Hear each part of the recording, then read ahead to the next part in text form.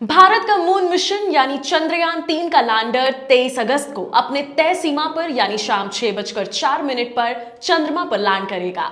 जगह जगह पूजा पाठ दुआएं मांगी जा रही हैं, कहीं भरतनाट्यम किया जा रहा है तो कहीं मून एंथम भी लिखा गया है। भारत के इस मिशन को लेकर पूरी दुनिया की दिलचस्पी इसलिए भी है क्योंकि पृथ्वी के नेचुरल सैटेलाइट मून यानी चंद्रमा के साउथ पोल पर अभी तक कोई देश नहीं पहुंचा है।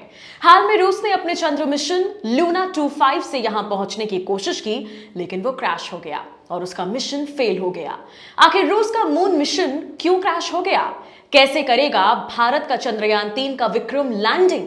क्या है लैंडिंग के फेजेस? क्या कोई बैकअप प्लान भी है चंद्रयान 3 के लिए? चलिए आसान भाषा में समझते हैं चंद्रयान 3 की सक्सेसफुल लैंडिंग फेजेस को। हेलो, मैं मानसी हूं आपके साथ एबीपी लाइव पॉडकास्ट पर। चंद्रयान 3 की लैंडिंग 4 फेजेस में होगी। पहला फेज है रफ ब्रेकिंग फेज। इसरो की ओर से दी गई जानकारी के मुताबिक देखा जाए तो विक्रम लैंडर 1.68 किलोमीटर पर सेकंड के रफ्तार यानी 6048 किलोमीटर प्रति घंटे की स्पीड से चंद्रमा की सतह की ओर बढ़ना शुरू करेगा। यह स्पीड एक हवाई जहाज की रफ्तार से लगभग 10 गुना ज्यादा होती है। इसके बाद सभी चालू इंजनों के साथ विक्रम लैंडर धीमा हो जाएगा। धीमा होने के प्रोसेस को ही रफ ब्रेकिंग फेज कहा जाता है, जो लगभग 11 मिनट तक रहता है। इसके बाद आएगा दूसरा फेज यानी कि फाइन ब्रेकिंग फेज।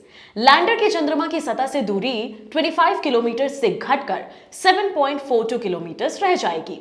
यह फेज कुल 690 सेकंड का रहेगा। लैंडर की स्पीड को 1.68 किलोमीटर पर सेकंड से घटाकर हॉरिजॉन्टल डायरेक्शन में 358 मीटर पर सेकंड और वर्टिकल डायरेक्शन में 61 मीटर पर सेकंड कर दी जाएगी।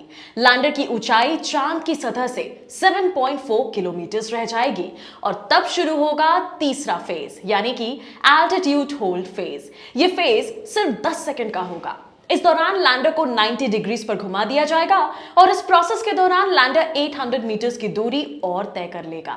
अब चांद की सतह से दूरी सिर्फ 6.8 किलोमीटर रह जाएगी। And then the last phase, final breaking phase. इसके बाद इस फेज का कुल वक्त होगा 175 सेकेंड। अब लैंडर की गति को 0 किलोमीटर पर सेकेंड तक ले जाते हुए सॉफ्ट लैंडिंग को अंजाम दिया जाएगा। इसी चरण में चंद्रयान 2 का लैंडर नियंत्रण से बाहर होकर दुर्घटनाग्रस्त यानी क्रैश हो गया था। चंद्रमा की सतह से 800 मीटर ऊपर both the horizontal and vertical velocities become 0। ये यहां 0 हो जाएगा। इस दौरान विक्रम लैंडर चंद्रमा की सतह के ऊपर लैंडिंग वाली जगह के लिए सर्च करेगा। इसके बाद वो फोटोग्राफ्स लेकर सबसे अच्छी लैंडिंग साइट सर्च करने के लिए 150 मीटर्स नीचे आएगा।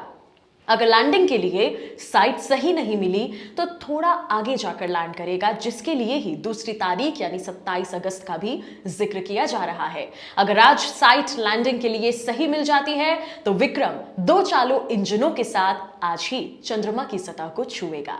एक बार जब इसके पैरों पर लगे सेंसर चंद्रमा की सतह को महसूस करेंगे तो इंजन बंद हो जाएंगे और लगभग 20 मिनट का जोखिम भरा चरण, ये फेज समाप्त हो जाएगा।